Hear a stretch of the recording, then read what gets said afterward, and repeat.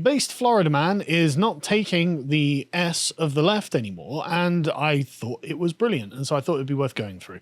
He's absolutely done with all of this, and he's on the warpath. Ron DeSantis is absolutely smashing the left in Florida, and the weird thing about Ron DeSantis as well is he doesn't seem very confrontational. Right? No. He seems like quite an affable, just regular guy. He's not fire and brimstone. Like Trump often was. Ron DeSantis has got quite an understated way of putting his points across.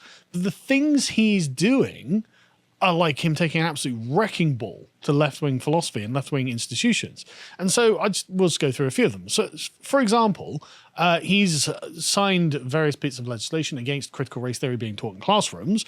And so Florida is now rejecting 41% of maths textbooks for including things like critical race theory as being impermissible according to this new rule. And of course, left-wing activists are furious.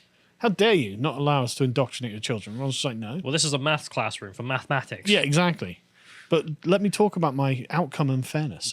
But this is amazing, right? So out of 132 submitted textbooks to be adopted on the state's list, 54 got rejected, right? And so like 21% of these were because they included critical race theory in a maths textbook. And like what in just various textbooks. You kind of expect it from a stupid history textbook. Yeah. But from something that's trying to teach you the times tables. Well, it's not just maths actually, but that was just one way of breaking it down. But another, 9% because they don't align to certain standards, and 11% are not included because they do not properly align to other standards or include prohibited topics. So a lot of them, basically, you can see the left are trying to bring in their ideological poison.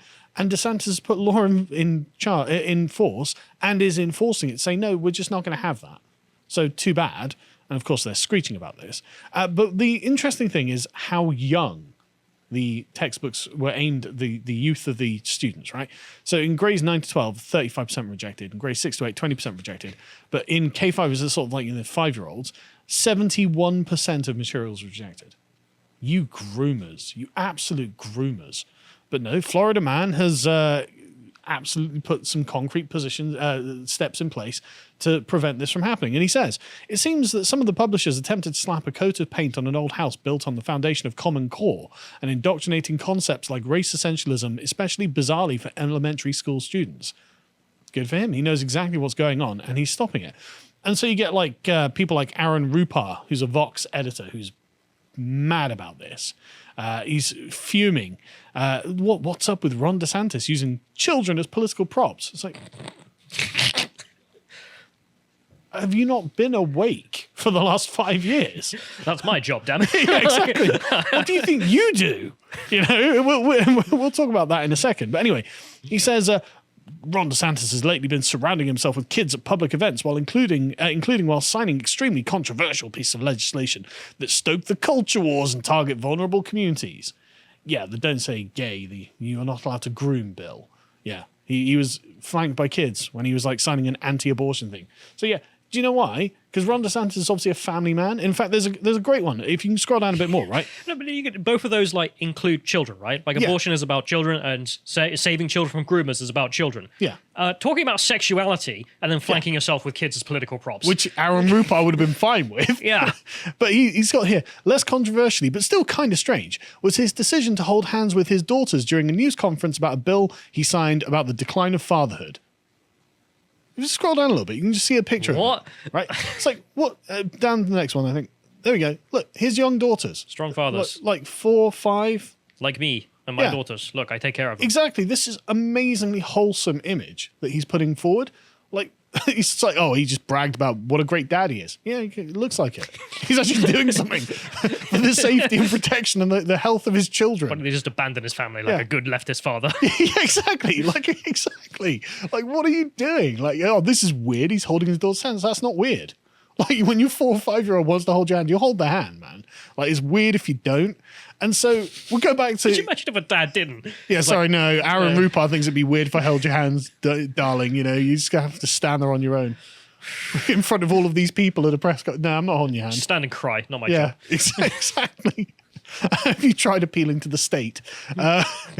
But so it's like you are like weird coping from the left on this.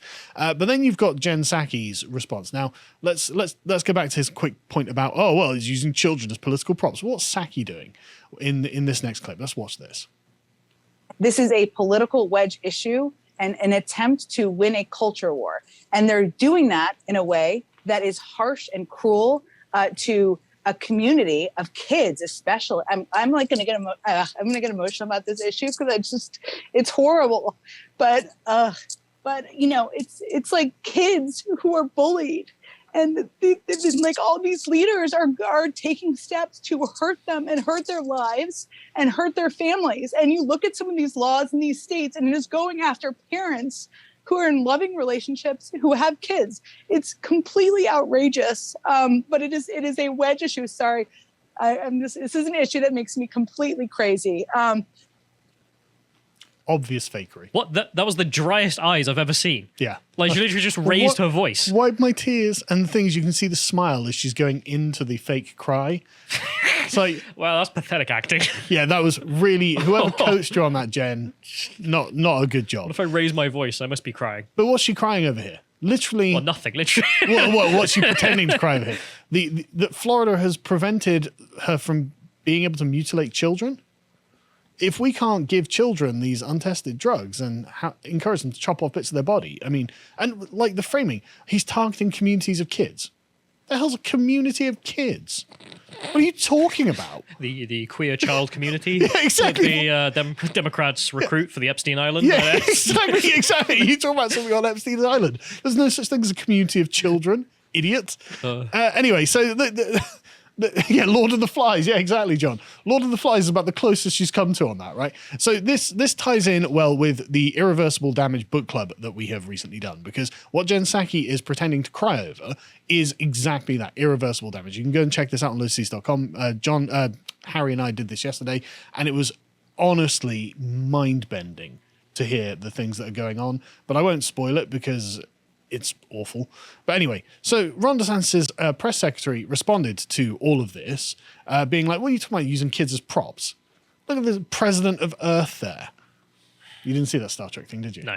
Where she's literally in Star Trek as the president of Earth. Wait, they actually did that? I thought it was a joke. No, that's just really her. Oh, she's sugar. Yeah, exactly. She sat there surrounded by masked children where she's not wearing a mask. And this looks good. This doesn't look good. This looks terrible. Children are not political props. Here, while I mask all these kids Yeah, just to show how wholesome I am. Look how progressive I am. It's like, you are awful in every way, shape, or form. I'm so glad this is dead. I mean, I don't know if it's still in American schools, but I saw Miles posting about this the other day. He was like, look, I've been to Afghanistan, Sudan, Russia, Ukraine in the last couple of months. No one cares, even in the UK, about masks anymore. Yeah, no one's abusing their children like Stacey Abrams is. Weird Yankee thing at this point where it's just like leftist Yankees are doing this to kids. Yeah. For no reason. It's evil. Obviously for no reason. Or should be wearing one. By comparison, Ron DeSantis is making sure you can't debauch children. He's making sure you can't mutilate children. And why? Because he's a father and family man who thinks that fathers are good for the house. Yes, Ron DeSantis is exactly doing the right thing. And again, he's just actually taking steps. So let's move on to the next thing. Ron DeSantis man bad because he's gerrymandering the Democrats out of existence in Florida. Good. Cry about it. Go and weep, or pretend to weep, into your mainstream media reporting. Don't care at all, right? So we'll just go through NBC News' reporting of this. Don't care, got no sympathy. DeSantis' map would create 20 Republican seats and 8 Democrat ones based on the 2020 electoral data, which would essentially erase a few Democrat seats. So, oh, good. Do it more. Florida's congressional delegation consists of 16 Republicans and 11 Democrats in the House, and the state was apportioned an additional House seat after the census, and the map, which would carve up a black-held district, capital B black, black-held district. Like it's Wakanda. Yeah. It's a politically black district. Yeah, it's exactly, right? And this would obviously mean that district was included in other places, right? This is even if we believe them. I'm not even sure I believe these people that tell me the truth. Well, let's just assume this is true. Good, I don't care. Get wrecked is my opinion. I'm just tired of the sort of like, oh, we have to play fair with the left. Why? Because they don't play fair. Right, so look at one Matthew Isabel, one analyst for a Florida-based Democratic data consultant. So a data consultant for the Democratic Party in Florida says, it's so blatantly partisan. You are a blatant partisan. They're so blatantly doing what we do every day of the week. Tough. How dare they? Yeah. Yeah, exactly. Tough. Like that's absolutely not my problem. That's what happens when the Republicans are like, you know what? We don't need to take your crap anymore, right? And the thing is, let's have a look at some of the Democrats' areas that they have gerrymandered. Look at that in New York. That's District 10 in New York. Really? Republicans did this. Really? Look at Republican gerrymandering, mate. I don't know what to say. the thinnest of lines through one street and then down another street to get, and it's like, come on. Look, those two sections and the people who live on the waterfront there have so much in common. Everything in common, politically, apparently.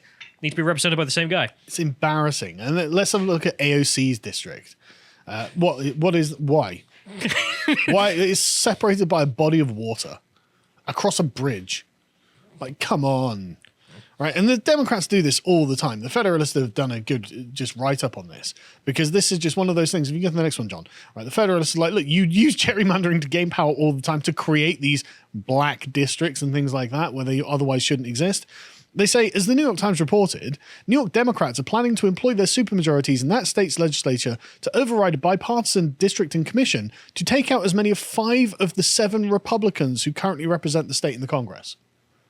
So why shouldn't Ron DeSantis do it? Oh, this is blatantly partisan. You're going to get rid of a bunch of Democrats in the Florida Senate.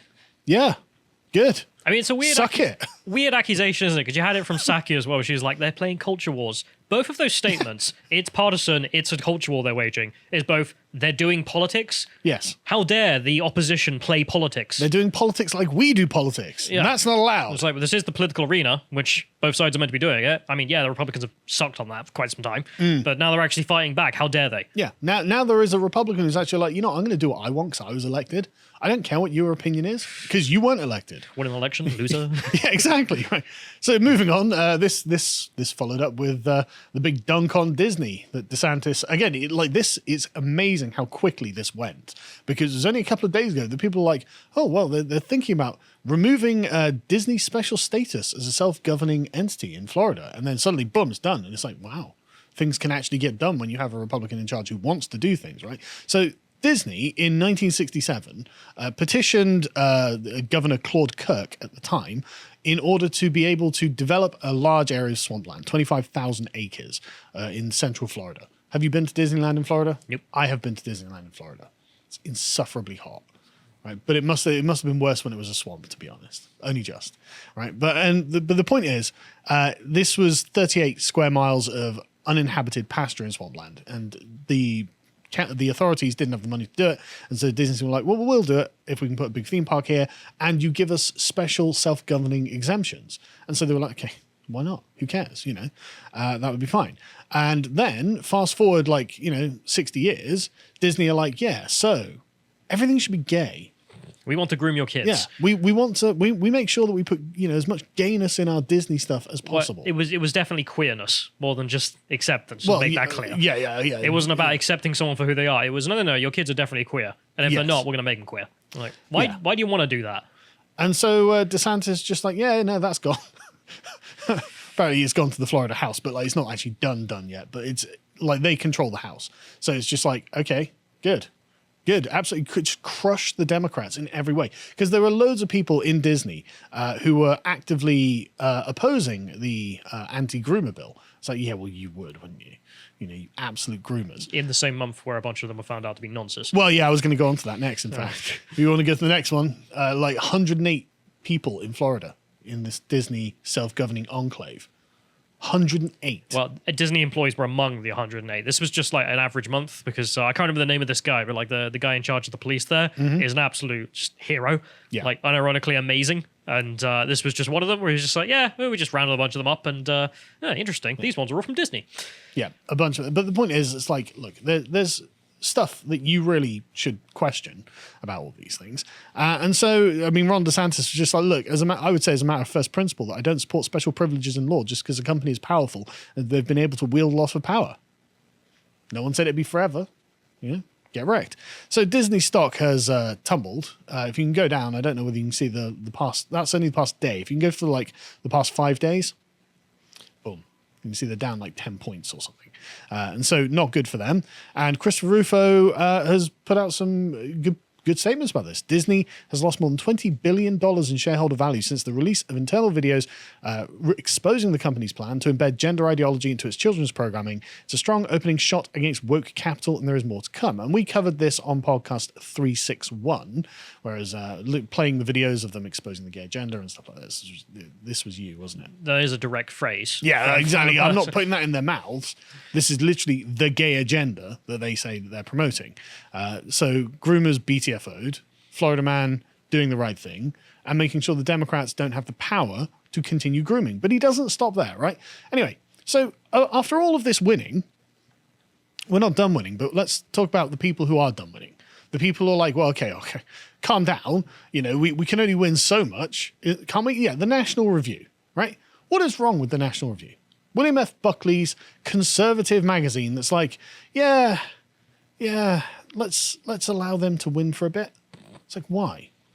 Why would you want them to win for a bit? Like, I think you couldn't pick a worse moment. Like the left are all being faced as groomers for grooming, and everyone's like, "Yeah, that's bad." And you're like, "Yeah, but should we allow them to do it?" Yeah, the open nonce advocacy movement is like, yeah, but I mean, they might have some points. It's like, no, they don't. They don't have any points, right? So I just can't believe how much of a cuckold the National Review comes across as. DeSantis and the legislature pushed through a sensible education bill, then stared down Disney's ridiculous, hysterical criticisms. They fought, they won. There is no need for them to salt the earth or take revenge. Oh, yeah, there is. Yeah, there is. And it's called demoralization. It's so the Democrats know they've lost and they've lost forever. That's what you want. You want them to eventually disband and go and do something else with their lives. So they never challenge your authority to protect children from being perverted by the left ever again. Like, what? But maybe they could pervert them a little bit in the future, says Charles Cook. No. Crush them. We're gonna literally promote a gay agenda in everything that we do. No, crush them. Make sure they fail to ever rear their ugly head. But he says this escalation represents an ugly and ill-conceived mistake. If you kill your enemies, they win, says the National Review. Okay. Well, you know what, right? I would just accept the mistake. Just accept the mistake. It's fine. Those who have defended the move argue that by sticking it to Disney in this matter, it demonstrates the Republican Party is willing to fight and thus represent a victory for conservatism. But this is silly.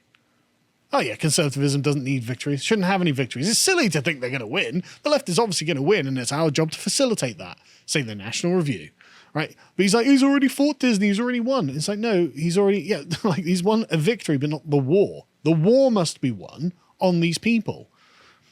Anyway, so it's not like there aren't going to be any, well, in fact, before we go on, right, there's a reason, a historical reason, to win and win big, right? And this is what we've been covering in our Epoch series on Napoleon, right? So Napoleon, one of his strategies, and this was unusual for the time, was when he won and defeated someone in a battle, he would continue to chase and fully rout them, right? When you are winning a battle, you don't just stop and allow your opponents to run off and regroup. This is what Napoleon's great strength was, and it was only when his opponents did the same thing to him that they were actually finally able to crush him. And this is what the left's strength is. The left are very much like Napoleon in this. They will draw a lot of manpower up, gather many resources, win a big victory, and then chase you to the ends of the earth. You know, where can you find Alex Jones or Milo Yiannopoulos or any of the other people who've been deplatformed now? Ends of the earth. Exactly, the very ends of the earth, right? And it's only when the Republicans take this model and apply it themselves that they will end up actually winning. So anyway, going on to the response to DeSantis' absolute wreckage, people like Dave Rearboy, who are advisors to Ron DeSantis. What was his official position? I can't remember what it was. I can't remember either, but I know he's been hanging around with Ron DeSantis. He's in his inner circle, very close to the guy, and he's an absolute legend. And he's like, and he's responding to someone like, oh, well, I mean, calm down. You don't need to stick it to them, says Dan McLaughlin. It's like, yeah, we do. We need to absolutely destroy them. They need to be absolutely ruined, I'm afraid, right? They need to be begging for mercy. I don't know, what is the point in politics if it's not to destroy your enemy? I mean, that is the whole point. It is to have that division and then utterly destroy the opponent so your position is superior. No, it used to be. And these people are speaking to a previous paradigm. Where it's like, look, they are the loyal opposition. Right, we are the governing party. Come on. No. But this, before your lifetime, this used to be the case, and this is what they're appealing to. So, well, we don't want to destroy them. It's like, look, they want to destroy you, and so you have to adopt that mentality, right? Otherwise, imagine it. Can you imagine AOC being like, "Well, the Republicans are the loyal opposition." Exactly. You would never get anything like that. They demonize you as being utterly and irredeemably evil. You couldn't even get that from Joe Biden. No, exactly. As John says, it's a total war, and that's completely correct. And thank God there are Republicans around DeSantis who understand this and just like, look, no, Florida beating down the largest woke behemoth in the state, untouchable for decades, is exactly the point. Don't let up until they're running their own ads against trans insanity. Exactly. Yep. This ends when Disney is denouncing wokeism. That's when this ends. They can keep their autonomy if they just want to turn around and be normal and not groomers. Exactly. No, not even that. No, they have to denounce wokeism. Yeah. They have to say the executive board have to be leaked discussing about how they need to get this the hell out of Disneyland. Yes. Because it leads to them recruiting groomers. Exactly. When they literally have the Zoom calls leaked saying, right, how can we promote traditional family values?